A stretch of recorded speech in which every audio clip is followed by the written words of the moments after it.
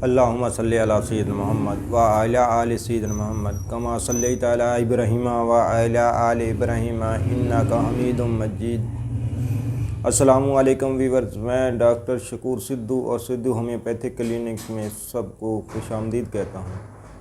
आइए जो आज हम टॉपिक पे डिस्कस करने वाले हैं वो है हमारा टॉपिक कानपेड़े या मम्प्स। इसके बारे में जानेंगे, ये कानपेड़े क्या होते हैं, कानपेड़े क्यों होते हैं, इनके होने की वजह क्या है और होम्योपैथिक में कानपेड़े या मम्प्स का क्या इलाज है और कौन कौन सी होम्योपैथिक मेडिसिन हैं जिनसे कानपेड़े का कंट्रोल किया जा सकता है और इसका इलाज किया जा सकता है। इससे पहले एक छोटी सी रिक्वेस्ट है, हमारे चैनल को सब्सक्राइब करें, लाइक करें और शेयर करें। तो शेयर करने से फ़ायदा ये होगा कि जिनको कानपेड़ों के बारे में कोई मसले मसाइल हैं वो इससे बारे में इल्म हासिल करेंगे और इसके बारे में और होम्योपैथिक मेडिसिन यूज़ करके हो सकता है उनको सेहत या शिफा हो जाए और आपको वो दुआ करें।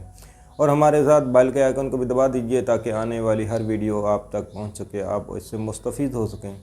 आइए अब हम अपने टॉपिक की तरफ चलते हैं। मम्प्स या कानपेड़े क्या होते हैं? मम्प्स या कानपेड़े ये कानों के नीचे यहाँ पे तकरीबन लो के साथ इन्फेक्शन होता है जिसकी वजह से थोड़ी सी स्वेलिंग या सूजन हो जाती है। ये दोनों तरफ भी हो सकता है, एक तरफ भी हो सकता है। इसमें शदीद दर्द होता है और खाने पीने और निगलने में शदीद दिक्कत होती है।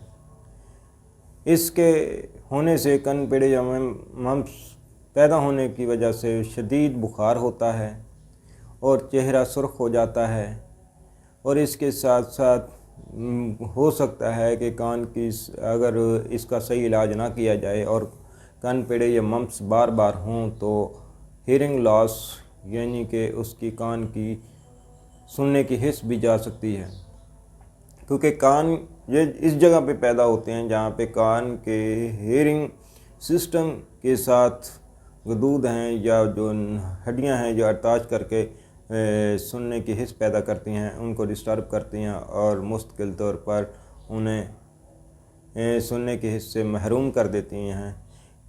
अगर ये जब होते हैं तो इनसे सुनने की हिस्स जाती है तो एक कान में तो मुकम्मल चली जाती है, दूसरे कान में जाना शुरू हो जाती है। जब फिर दोबारा किसी वक्त मम्प्स या कानपेड़े होते हैं तो फिर दूसरे कान की तरफ भी अटैक ज़्यादा हो सकता है। इस तरह सुनने की हिस्स मुकम्मल तौर पर जा सकती है। इसीलिए लिहाजा इससे का इलाज हर वक्त बर वक्त ज़रूरी है, करना चाहिए। और इनके कानपेड़ों की वजह से अक्सर ये भी होता है कि ये बच्चों में पाए जाते हैं, क्योंकि बच्चों में क़ुव्वत मदाफ़ती इम्यूनिटी सिस्टम्स को वीक होता है और ये ज़्यादा बच्चों पर अटैक करते हैं। बड़ी उम्र में बहुत कम लोगों में पाए जाते हैं, बड़े लोगों में ना होने के बराबर होते हैं। बच्चों में वैक्सीन अगर बर वक्त करा ली जाए, ये 8 साल से 10 साल की उम्र में वैक्सीन होती है।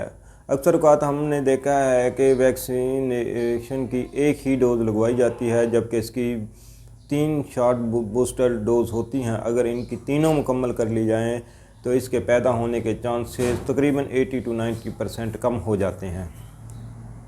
इसीलिए वालिदैन एक डोज़ लगवाने के बाद ये समझते हैं कि वैक्सीनेशन हो गई है, हालांकि इसकी 3 बूस्टर डोज होती हैं जो कि डॉक्टर ना बताने की वजह भी हो सकती है और वालिदैन के ना जानने की वजह भी हो सकती है। आइए अब हम ये जानते हैं कि ये कानपेड़े अगर पैदा हो जाते हैं तो इनको कैसे कंट्रोल किया जा सकता है और कौन कौन सी होम्योपैथिक मेडिसिन हैं जो लेने से इसे ठीक कर सकते हैं।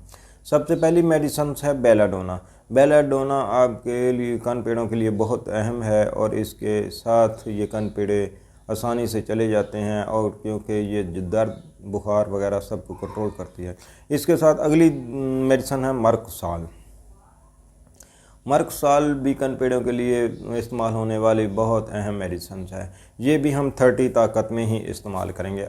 इसके साथ है पलस्टीला। तीसरी मेडिसिन पलस्टीला है। पलस्टीला को भी हम 30 ताकत में इस्तेमाल करेंगे। इन तीनों मेडिसिन्स का बेलाडोना, मर्कसाल और पलस्टीला का कम्बिनेशन कानपेड़ों को मुकम्मल सेहतयाब कर देगा।